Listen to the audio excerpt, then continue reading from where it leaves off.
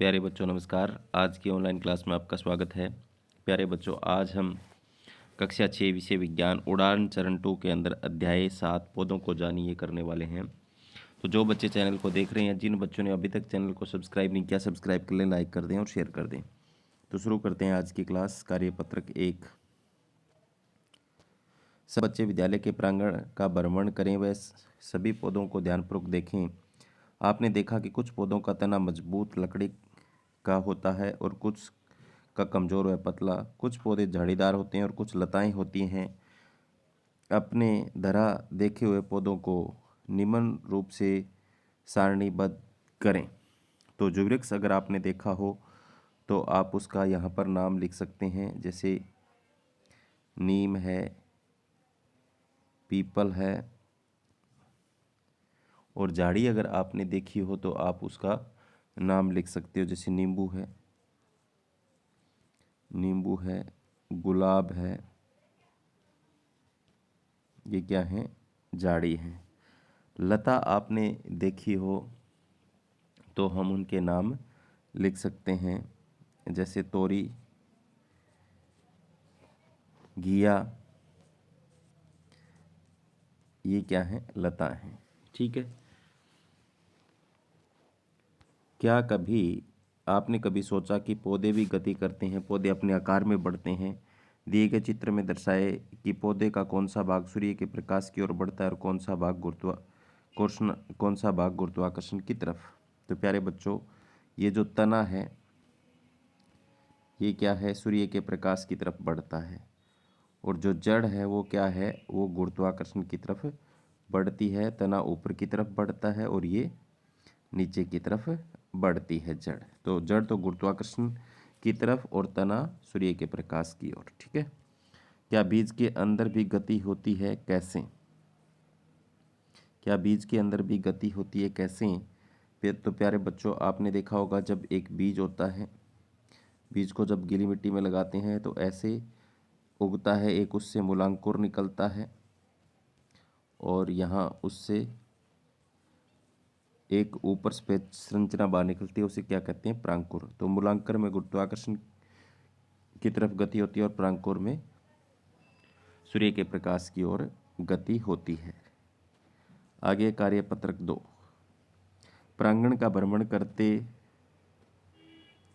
हुए विभिन्न प्रकार की कुछ पत्तियां इकट्ठी करें। आप देखते हैं कि कुछ पत्तियां जो पौधों से टूट गई हैं वे सूख चुकी हैं, वह भूरे रंग की है। जो पत्तियां पेड़ों पर लगी हुई हरे रंग की है, वह गीली हैं। क्या आपने सोचा कि पत्तियों का हरा रंग किस कारण से होता है? तो प्यारे बच्चों, किस कारण से होता है? क्लोरोफिल के कारण से। क्लोरोफिल के कारण से हरित लवण कह सकते हैं। पौधे अपना भोजन कहाँ से ग्रहण करते हैं?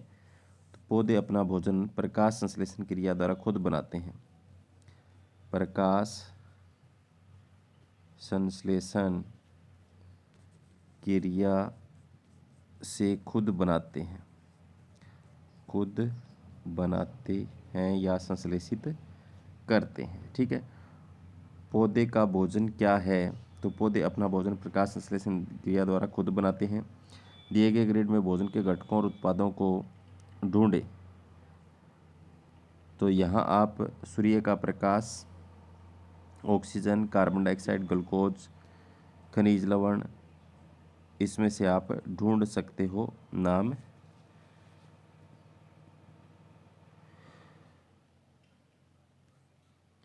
भोजन के घटकों को आपको ढूंढना है।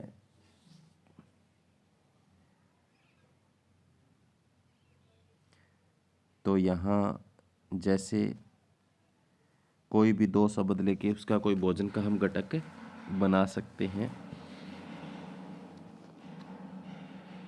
तो यहाँ पर देखो खनिज और ये लय और वह अण अलग से ले लेंगे यहाँ से। तो खनिज लवण आ गया यहाँ पर। तो इसी प्रकार से कार्बन डाइऑक्साइड को भी हम ढूंढ सकते हैं, सूर्य के प्रकाश को भी हम ढूंढ सकते हैं इसमें।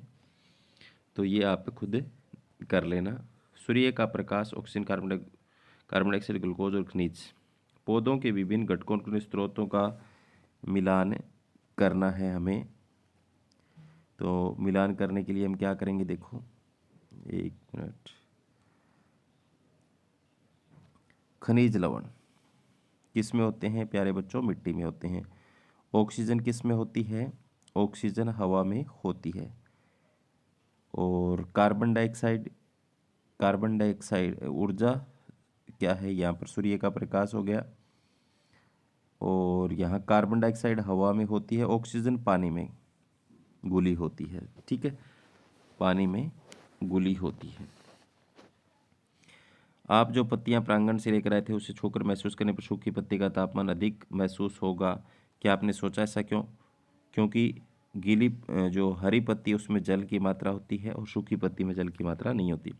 पौधों द्वारा आवश्यक जल को वाष्प के रूप में शरीर से बाहर निकालने की प्रक्रिया को वाष्पोत्सर्जन कहते हैं। वाष्पोत्सर्जन बिल्कुल कहते हैं। पौधों की पत्तियां जो हैं वो जल को वाष्प के रूप में उड़ाती रहती है, उसे कहा जाता है वाष्पोत्सर्जन।